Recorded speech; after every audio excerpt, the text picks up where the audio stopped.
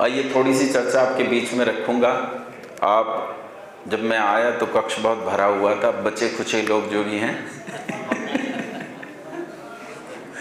तो, हाँ, असली सुनने वाले यही हैं। अच्छा, एक और सांत्वना देते हैं हम अपने आप को।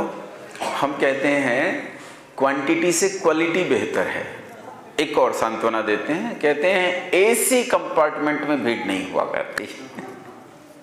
चलो खैर, ये सांत्वना देने के तरीके हैं, और भी ढूंढे जा सकते हैं। आइए कुछ एक दो चीज़ों पर चर्चा करूँगा। अभी जब मैं राठौड़ साहब को बोलते हुए सुन रहा था, वो इंडियन नेशनल कांग्रेस की राष्ट्रीय कार्यकारिणी के सदस्य हैं। जब मैं उन्हें बोलते हुए सुन रहा था तो वो कह रहे थे कि हमारा जो धर्म है, हिंदू धर्म, वो दुनिया के बाकी सारे धर्मों से बहुत अच्छा है, बेहतर है, महान है और बेहतरीन है। हिंदू धर्म सारे धर्मों में एक विशिष्ट स्थान रखता है। तो मैं सोच रहा था कि इसका मतलब दूसरे धर्म भी हैं। एक तो हिंदू धर्म है, इसके अलावा भी बहुत सारे धर्म होंगे। आओ तो धर्म के संबंध में थोड़ी सी चर्चा करते हैं। अच्छा, बहुत सारी माताएं बहनें ये बहुत धार्मिक होती हैं। सबसे ज़्यादा धार्मिक जो हैं हमारे देश में माताएं बहनें ही होती हैं। बल्कि ये कह दूं कि धर्म की जो मुख्य जिम्मेदारी है वो माताओं बहनों के पास है, तो ये अतिशयोक्ति नहीं होगी। तो आइए समझने का प्रयास करते हैं धर्म किसे कहते हैं। धर्म बहुत सारे हैं, हिंदू और एक और है अपने यहाँ विशेष गेटअप वाला धर्म, मुस्लिम है। अच्छा, करनाल के लोग तो ज़्यादा डरते वरते नहीं है ना। मैं थोड़ा बदनाम भी हूँ इस मामले में, डरते वरते तो नहीं हूँ। मुसलमान की कुछ बात करूँगा तो ज़्यादा। अभी मैं मध्य प्रदेश से लौटा हूँ, तो मध्य प्रदेश में मैं 2 जनपदों में गया। पहला मुरैना, आपके यहाँ जो विदुषी भजनोपदेशिका बहन अंजलि जी हैं उनके साथ मैं मुरैना में था। उसके बाद में सिरोंज में गया, विदिशा जिला है एमपी का, वहाँ था मैं। तो वो लोग डर गए, बोले ऊपर से साउंड उतार लो, ये आदमी खतरनाक आ गया, दंगा करवा देगा यहाँ। तो ऐसी तो करनाल की स्थिति नहीं है। चलो कोई नहीं, कुछ दिन में, मैं उत्तर प्रदेश का आदमी हूँ, मुजफ्फरनगर का। पंडित जी बैठे हैं, बिजनौर से हैं, एक्सपोर्ट चल रहा है। कुछ दिन में हम करनाल को अपने जैसा बना लें। सोनीपत को हमने बना लिया, पानीपत को हमने बना लिया, करनाल क्यों नहीं बना, मैं जाके जांच करता हूँ क्यों नहीं आए अब तक इतने लोग यहाँ। तो एक धर्म तो हो गया हिंदू धर्म, दूसरा धर्म हो गया विशेष गेटअप वाला मुस्लिम धर्म। विशेष गेटअप इसलिए कह रहा हूं कि 1400 साल से इन भाई साहब ने कपड़े नहीं बदले हैं। आज तक अब्बू का पजामा पहनते हैं, वो नहीं, माफ कीजिए, अब्बू का कुर्ता पहनते हैं, और घर में जो भी सबसे छोटा बच्चा हो उसका पजामा पहनते हैं। इस तरह से उन्होंने अपना गेटअप तैयार किया है और अनेक विशेषताएं उनकी हैं। तो एक मुस्लिम धर्म, एक हिंदू धर्म, एक ईसाई और एक सिख, एक बौद्ध, जैन। अच्छा, बौद्ध जैन को लोग इंक्लूड कर लेते हैं हिंदू धर्म में, तो कर लीजिए ना कर लीजिए, लेकिन वो अपनी अलग एंटिटी रखते हैं। तो बौद्ध है, जैन है, इसके अलावा यहूदी, यजीदी, बहाई, कितने धर्म हैं उनकी गिनती करना भी मुश्किल है। भला कैसे निर्णय करोगे कि सबसे बढ़िया हिंदू धर्म है? आपने अभी तो कई धर्म ऐसे हैं जिनके नाम भी नहीं सुने, जिन्हें आपने जाना ही नहीं, जिनके रिचुअल्स को आप जानते ही नहीं हो कि उनके रिचुअल्स क्या हैं। तो कैसे निर्णय करोगे कि हिंदू धर्म सबसे बेहतर है? सबसे पहली जरूरत है सारे धर्मों को जानना। अगर आप सारे धर्मों को नहीं जाने तो कैसे निर्णय कर पाओगे कि हिंदू धर्म सबसे बेहतर है? मुझे तो लगता है ये केवल सांप्रदायिकता है। आप हिंदू लोग हो इसलिए आपको लगता है कि हिंदू धर्म महान है। देखो, एक बिना मूंछ की दाढ़ी वाला आदमी कहता है मेरा धर्म महान है, उन्हें अपना धर्म महान लगता है। हर आदमी को अपना धर्म बड़ा लगता है क्योंकि उसके अंदर उसकी सांप्रदायिकता है और वो उसे बढ़ाना चाहता है। तो कैसे हिंदू धर्म महान हो गया? वो कह तो गए कांग्रेस के अधिकारी महोदय के हिंदू धर्म सबसे महान है, लेकिन क्या सच में धर्म को लोग जानते हैं? क्या सच में हम जानते हैं कि धर्म किसे कहते हैं? क्या सच में धर्म से हमारा परिचय है? आओ थोड़ा सा परिचय लेते हैं। धर्म शब्द का अंग्रेजी में जब हम सिनोनिम ढूंढते हैं, समानार्थक शब्द ढूंढते हैं, तो वो रिलीजन नहीं है। धर्म शब्द का समानार्थक शब्द है ड्यूटी, और ड्यूटी का अर्थ होता है कर्तव्य। कर्तव्य, कर्तव्य मतलब क्या करें और क्या न करें। धर्म एक बहुत विस्तृत चीज है, मैं इतनी आसानी से नहीं बता पाऊंगा, लेकिन थोड़ी सी बात जरूर बताऊंगा आपके बीच में, थोड़ा सा। कितना शास्त्री जी समय है मेरे पास? 40 मिनट है। चलो 40 मिनट वाला धर्म बताते हैं। जब 3 घंटे वाला बताओगे तो 3 घंटे वाला धर्म बताएंगे, अभी 40 मिनट वाला बता दें। धर्म किसे कहते हैं? धर्म की जब बातें करते हैं तो हमारे यहाँ बहुत सारी बातें चलती हैं, विशेष रूप से हिंदू धर्म में, क्योंकि भगत सिंह ने एक पत्र लिखा जो पुस्तक के रूप में छापा जाता है। इस पुस्तक का नाम है मैं नास्तिक क्यों हूं। पुस्तक कहते हैं, है पत्र, 8-10 पन्नों का पत्र है, और लिखा है जेल में रहते हुए, लिखा है मैं नास्तिक क्यों हूं। अगर आप वास्तव में उठाकर उस पत्र को पढ़ो तो आप उस पत्र में वही सारी प्रश्न देखते हो, वही सारे प्रश्न उन्होंने उठाए हैं जो एक धार्मिक व्यक्ति के होते हैं। एक धार्मिक व्यक्ति के प्रश्नों में और भगत सिंह के उन प्रश्नों में कोई अंतर नहीं। वो कहता है संसार में शोषण क्यों है, गरीबी क्यों है, अत्याचार क्यों है, भेदभाव क्यों है, छुआछूत क्यों है, कोई छोटा कोई बड़ा क्यों है, संसार में इतना दुख क्यों है इतना दुख। अच्छा बताओ, हमारे दर्शन का विषय क्या है? 6 दर्शन है हमारे। इसके अलावा हमारे दार्शनिक दृष्टिकोण बहुत सारे हैं, लेकिन हमारे दर्शन का मुख्य विषय क्या है कि संसार में दुख क्यों है, दुख से निवृत्ति कैसे हो और उसका रास्ता क्या है। यही तो हमारा दर्शन का विषय, यही भगत सिंह कह रहे हैं वहां। और वहां वो सारे धर्मों के संबंध में बात करते हुए हिंदू धर्म के संबंध में कहते हैं कि तुम बहुत चालाक हो कहते हैं तुम बड़े चालाक हो, तुम्हारे पास इन प्रश्नों का भी समाधान होगा, लेकिन मैं तुम्हारी बात तब भी नहीं मानता। समाधान है लेकिन फिर भी कहता है मैं तुम्हारी बात नहीं मानता। आओ समझते हैं धर्म किसे कहते हैं, क्या है धर्म। और जब हम अपने संबंध में बात करते हैं तो हमारे यहाँ धर्म के संबंध में कई बातें हैं। एक तो प्रसिद्ध बात होती है, क्या कहते हैं, किसे कहते हैं धर्म? कहते हैं धर्म के 10 लक्षण हैं। बताते हैं ना, धर्म के 10 लक्षण हैं, धैर्य, सहन करना, है ना, धृति, क्षमा, दमोसंयम, शौचम, इंद्रिय निग्रह, धीर, विद्या, सत्यम, अक्रोधो, दशकम धर्म लक्षणम। ये 10 धर्म के लक्षण हैं। फिर कहते हैं 10 तो हो गए धर्म के लक्षण। अब इसके बाद भी प्रश्न रह जाता है कि ये तो लक्षण है, धर्म क्या है? क्योंकि समस्या ये है कि मुझे बुखार चढ़ा है, बुखार बीमारी नहीं है, बीमारी तो कुछ और है, बुखार तो उसका क्या है, लक्षण। खांसी उठ रही है, खांसी बीमारी नहीं है, बीमारी तो कुछ और है। बीमारी निमोनिया है, बीमारी मेरा जो ये एयर ट्यूब है इसका इन्फेक्शन है, उसमें लोअर ट्रैक्ट इन्फेक्शन हो सकता है, अपर ट्रैक्ट इन्फेक्शन हो सकता है। समस्या तो इन्फेक्शन है, खांसी तो उस इन्फेक्शन के कारण उठ रही है, ये तो लक्षण है। तो ये तो धर्म के 10 लक्षण है। धर्म क्या है? धर्म क्या है? निश्रेयस सिद्धि धर्म, निश्रेयस की सिद्धि करना, मोक्ष की प्राप्ति करना, ये क्या है? ये धर्म है। धर्म क्योंकि 40 मिनट में बताना है तो इसलिए लक्षणों पर बात करूंगा, और 10 लक्षणों पर बात नहीं कर पाऊंगा, 4 ही लक्षण बता पाऊंगा। तो इन 4 लक्षणों को हमारे ऋषि महर्षि कहते हैं, 4 लक्षण बताए उन्होंने, साक्षात लक्षण धर्म के। ये लक्षण हैं, कहते हैं श्रुति, स्मृति, सदाचार, स्वस्य च प्रियमात्मन एतत् चतुर्विधं प्राहु साक्षात धर्मस्य लक्षण। धर्म के 4 साक्षात लक्षण हैं। पहला लक्षण कहते हैं श्रुति, दूसरा लक्षण स्मृति, तीसरा लक्षण सदाचार और चौथा लक्षण व्यवहार। ये 4 लक्षण उन्होंने कहा कि ये 4 लक्षण धर्म के लक्षण हैं। यदि धर्म को जानना चाहते हो तो इन लक्षणों को समझ लो, तुम धर्म को समझ जाओगे। पहला, उल्टा लेकर चलते हैं, फिर सीधा आऊंगा। पहले एक बार उल्टा चलो, फिर सीधा आते हैं। मैं छोटा बच्चा था तो जो अध्यापक थे वो हमें पहाड़े याद कराते थे। आजकल पहाड़े याद नहीं कराते स्कूल में, क्या याद कराते हैं बेटा? टेबल याद कराते हैं। पहले 2 दूनी 4, 2 तिया 6, 2 चौक 8 चलते थे। आजकल 2 2 4, 2 3 6, 2 4 8।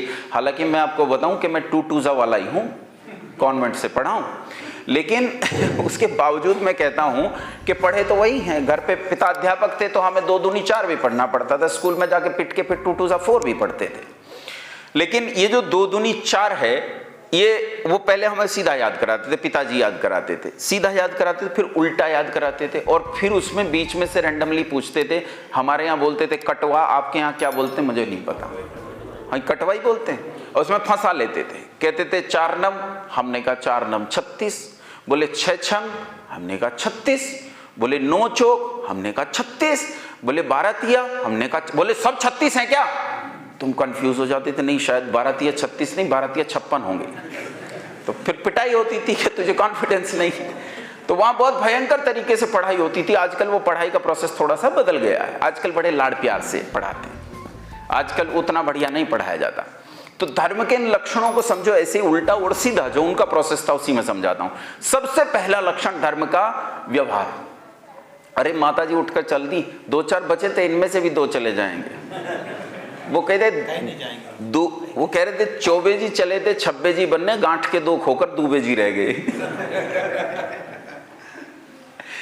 सबसे पहला लक्षण व्यवहार। सबसे पहला लक्षण क्या है? व्यवहार, कि हमारा जो व्यवहार है वो कैसा। तो व्यवहार के संबंध में ऋषि मुनि बताते हैं कि जैसा व्यवहार तुम अपने लिए अपेक्षा रखते हो वैसा ही व्यवहार दूसरों से करो। मतलब खुद को यदि सम्मान पसंद है तो दूसरों का सम्मान करो। खुद को यदि आपको मीठी वाणी पसंद है तो दूसरों के साथ मीठी वाणी में बात करो। खुद को खीर पसंद है तो दूसरों को खीर परोसो। जैसा व्यवहार अपने आप को अच्छा लगता हो, जैसा अपने आत्मा को अच्छा लगता हो, वैसा ही व्यवहार दूसरों के साथ करोगे। यह धर्म का पहला लक्षण है। बोलो होना चाहिए कि नहीं? देखो कितना आसान समझाते हैं हमारे यहां। जैसा व्यवहार अपने आप को पसंद हो वैसा व्यवहार दूसरों के साथ करना, इसी का नाम क्या है? धर्म है। अब यहां 2 चीजों से समझो। हमेशा जब धर्म लागू किया जाता है, कर्तव्य लागू किया जाता है, तो 2 तरह से लागू किया जाता है। आपका इंडियन पिनल कोड है ना, भारतीय संविधान, तो उसमें 2 चीजें हैं। क्या क्या है? एक तो है दंड संहिता और एक है आचार संहिता। दंड संहिता कहती है ये मत करना नहीं तो जेल जाएगा, और आचार संहिता कहती है ऐसा ऐसा करना, इससे समाज ठीक चलेगा। 2 चीजें होती हैं। तो एक को कहते हैं विधि और दूसरी को कहते हैं निषेध। विधि और निषेध। विधि कहती है ऐसा ऐसा करो और निषेध कहती है ऐसा ऐसा मत करो, ये नहीं करना चाहिए, तुम्हें रुकना चाहिए। तो व्यवहार भी 2 प्रकार का है। जैसा अपने आप को अच्छा लगे वैसा व्यवहार दूसरों के साथ करना, लेकिन जैसा अपने आप को अच्छा ना लगे वैसा व्यवहार दूसरों के साथ नहीं करना। विधि और निषेध समझ में आया? जैसा अच्छा लगे वैसा दूसरों से करना, ये विधि, और जैसा अच्छा ना लगे वैसा दूसरों से नहीं करना, ये निषेध। समझ में आ गई बात? लेकिन ये व्यवहार जो होता है ये धर्म का मुख्य लक्षण नहीं होता, गौण लक्षण होता है। गौण लक्षण क्यों? क्योंकि ये गड़बड़ी दे सकता है। गड़बड़ी जैसे मान लो मुझे दारू पीना पसंद है, अब क्या करें? अब क्या करें? दूसरों को शराब परोसे। मुझे बीड़ी पीना पसंद है तो दूसरों को बीड़ी परोसे। अच्छा मुझे झगड़े में बड़ा आनंद आता है तो क्या करें? दंगा फसाद करवाएं, लोगों के बीच में झगड़ा फैलाएं, क्या ये करें? तो ये करने से लगता है नहीं ये तो धर्म नहीं हो सकता, ये तो गड़बड़ी है। तो ये साबित करता है कि व्यवहार धर्म का मुख्य लक्षण नहीं। कैसा लक्षण है? गौण लक्षण है। लक्षण 2 प्रकार के होते हैं। मान लो जैसे मैं यहां आया, अब जब मैं वहां से चला तो बात कर रहा था शास्त्री जी के साथ, फिर शास्त्री जी बैठ गए यज्ञ में। अब मैं जब पहुंच गया यहाँ घरौंडा में तो बीच में से आया, क्योंकि वो मुख्य रास्ता थोड़ा सा गड़बड़ है, सीधा घरौंडा, शामली रोड से सीधा घरौंडा आ गया मैं। तो जब सीधा घरौंडा पहुंचा तो वहां परली और जो घरौंडा है उसके बीच में खड़े होकर मैंने शास्त्री जी को फोन मिलाया। शास्त्री जी यज्ञ करवा रहे होंगे, इन्होंने फोन ही नहीं उठाया। अब मैंने सोचा ये तो अच्छा हो गया कि मैं घरौंडा आ गया और अब उन्होंने नमस्ते कर दी। अब यहां से वापस जाएंगे क्या? खैर वो थोड़ी देर बाद मेरे पास कॉल आया कि शायद फोन उनके पास रखा था, अब बताइए आप कहाँ हैं। मैंने कहा मैं दिल्ली चुंगी पर हूं। तो उन्होंने कहा दिल्ली चुंगी पर आ जाइए। मैं दिल्ली चुंगी पर आ गया। दिल्ली चुंगी पर आया तो भीतर आना था तो वो थोड़ा देर हो रहे थे, कुछ लोग मेरे साथ थे, तो कई बार उतावलापन होता है कि अरे चलो ना यही तो रास्ता जाता होगा, या नेट पर GPS लगा लेते हैं वहाँ चलते हैं उससे चले जाएं। तो हमने पूछा, मान लीजिए ये तरीका हो सकता है, हमने पूछा कि आर्य समाज कहाँ है, तो किसी ने हमें कहा कि वहाँ जाना और उसके वो एक KDM स्कूल है उसके ठीक पीछे आपको आर्य समाज का भवन दिखाई देगा, KDM स्कूल के पीछे। अब KDM स्कूल कभी हटने वाला, बोलो हट जाएगा क्या 10 मिनट में? नहीं हटेगा। जब तक आर्य समाज है कम से कम इतना तो चलेगा ही, 10 साल आगे पीछे। तो इसका मतलब वो एक अच्छा लक्षण है, मजबूत लक्षण है, ये मुख्य लक्षण हो सकता है। लेकिन मुझे कोई ये बता दे कि आप इस गली में सीधे चले जाओ और एक आर्य समाज के ऊपर तोता बैठा है, वही आर्य समाज है। अच्छा जब तक मैं आऊं तोता वहां से उड़ के सामने वाली दुकान पे बैठ गया। तो ये लक्षण क्या हुआ? ये लक्षण मुख्य लक्षण नहीं हो सकता। ये कैसा लक्षण है? ये गौण लक्षण है, क्योंकि तोता तो अपनी जगह बदल रहा है। तो व्यवहार तो लोगों के हिसाब से बदल सकता है, इसलिए व्यवहार कभी भी मुख्य लक्षण नहीं हो सकता। व्यवहार कैसा लक्षण है? गौण लक्षण है। तो यहां कहा है कि व्यवहार तो हो, लेकिन व्यवहार से पहले कंडीशन लगा दी, एक शर्त लगा दी कि व्यवहार होने के लिए उसे पहले सदाचार होना पड़ेगा। अगर वो सदाचार नहीं है तो ऐसा कोई व्यवहार ना अपने साथ स्वीकार करें और ना दूसरों के साथ करें। दोनों काम नहीं करने हैं। पहले वो सदाचार होना चाहिए, ये पहली कंडीशन है। सदाचार नहीं है तो व्यवहार नहीं हो सकता। इसलिए पहले सदाचार को अच्छे से समझो, आचरण में लाओ, यही व्यवहार बनेगा और ये तुम्हें धर्म बताएगा। धर्म किसे कहते हैं? लेकिन सदाचार, क्या सदाचार मुख्य लक्षण है? जब हम सदाचार के मुख्य लक्षण की तरफ जाते हैं तो हम देखते हैं अलग अलग सभ्यताओं, अलग अलग मनुष्यों के समूहों में सदाचार बदल जाता है। जैसे आपके यहाँ तो मुस्लिम लोग ज़्यादा नहीं हैं, लेकिन हमारे यहाँ बहुत ज़्यादा है। मैं उत्तर प्रदेश के मुजफ्फरनगर जनपद से आता हूँ, बहुत शांत जनपद है, और जहाँ मेरा गुरुकुल चलता है वहाँ चारों ओर 85% मुस्लिम रहते हैं। गुरुकुल के चारों ओर 85, चरथावल में है ना। अभी मैं एक और गुरुकुल शुरू करने जा रहा हूँ इस अप्रैल से, वहाँ नहीं है, वो ठीक है, वो अच्छा इलाका है। लेकिन जहाँ अभी तक हम थे, अभी भी हैं चरथावल में, वहां चारों ओर 85% मुस्लिम है। मतलब एक गांव है नगला, 100% आबादी मुसलमानों की है। निर्धना है, 100% आबादी मुसलमानों की है। हैबतपुर है, 90% मुसलमान हैं। राजपूतों का एक गांव है, मुस्लिम राजपूतों का, कुल्हेड़ी, 100% एक परिवार रहता है केवल हिंदुओं का। 100% ये आप मान के चलो, 100% आबादी है। और चरथावल है, चरथावल में लगभग 65 से 70% आबादी मुसलमानों की है। तो ये टोटल डेमोग्राफिक पोजीशन है उसके चारों ओर। और ऐसी परिस्थितियों में हम वहाँ उनके रिचुअल्स कुछ अनायास ही सीख जाते हैं। जैसे बताओ, कुरान किस पर नाजिल हुआ? बोलो, पता तो है सबको। क्यों ऐसे देख रहे हो जैसे मैं मंगल ग्रह से आया हूं? बताओ किस पर नाजिल हुआ कुरान? मोहम्मद साहब पे। अरे सबको पता है, मुझे पता है, ऐसे भी बन के मत दिखाओ। किस पर नाजिल हुआ? मोहम्मद साहब पे। आपने केवल मोहम्मद साहब सुना है, लेकिन हमें 5-5 बार सिखाया जाता है कि वो नाजिल हुआ सल्लल्लाहु अलैहि वसल्लम मोहम्मद मुस्तफ़ा अलैहि सलाम पर। हमें रट जाता है कि उसका नाम इतना बड़ा है, हम जानते हैं। अच्छा, हमारे मैं तो फिर भी ठीक हूँ, जहां पंडित जी रहते हैं वहां तो और खतरनाक कंडीशन है। बिजनौर में उससे भी ज्यादा गई गुजरी कंडीशन है। आप जाओगे तो आपको लगेगा आप ईरान और इराक में घूम रहे हो। कई इलाके ऐसे हैं वहां, कई मोहल्ले और कई गलियां ऐसी हैं, आपको लगेगा आप ईरान और इराक में घूम रहे हो। तो वहां उनका अपना शिष्टाचार होता है, उनका अपना एक सदाचार होता है। हमारे यहाँ क्या होता था, मैं जिस विद्यालय में पढ़ता था, तो जैसे प्रथम आया बच्चा तो पुरस्कार लेते थे, तो जिनसे पुरस्कार लिया उनके क्या छूते थे? पांव छूते थे, चरण स्पर्श करते थे। ये हमारा सदाचार है। लेकिन जब बच्चा आता था तो वो 10 साल का बच्चा, मुसलमान का बच्चा जब पुरस्कार लेने आता तो चाहे सामने 70 साल का आदमी है, चाहे 80 साल का, वो उससे हाथ मिलाता है। क्योंकि उनके यहाँ हाथ छूने की परंपरा, पैर छूने की परंपरा नहीं, हाथ जोड़ने की परंपरा भी नहीं। उनकी परंपरा क्या है?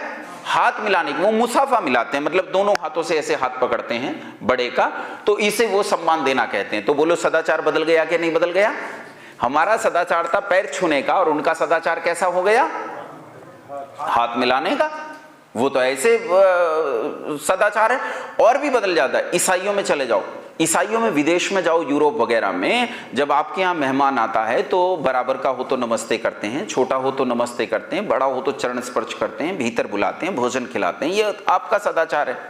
लेकिन ईसाइयों के यहाँ, यूरोप के देशों में, जब उनके यहाँ एक अतिथि आता है तो वो अतिथि पहले तो अपने साथ एक दारू की बोतल लेके आता है। पता नहीं अगला दे ना दे, तो अपनी लेके चलते हैं घर से, है ना। पहली तो ये बात कि वो जेब में लेके चलते हैं। अच्छा, किसी के यहाँ शादी ब्याह है तो शादी ब्याह में भी अपनी बोतल अपनी लेके जाते हैं। वो बोले ये ठेका नहीं है भाई उसका, ये अपना अपना घर से लेके चलेंगे। अच्छा, जब वहां पहुंचे तो नमस्ते तो होती नहीं, पैर भी नहीं छूते, तो क्या करते हैं? वो एक दूसरे के गाल पर चुंबन लेते। बोलो हाँ के ना?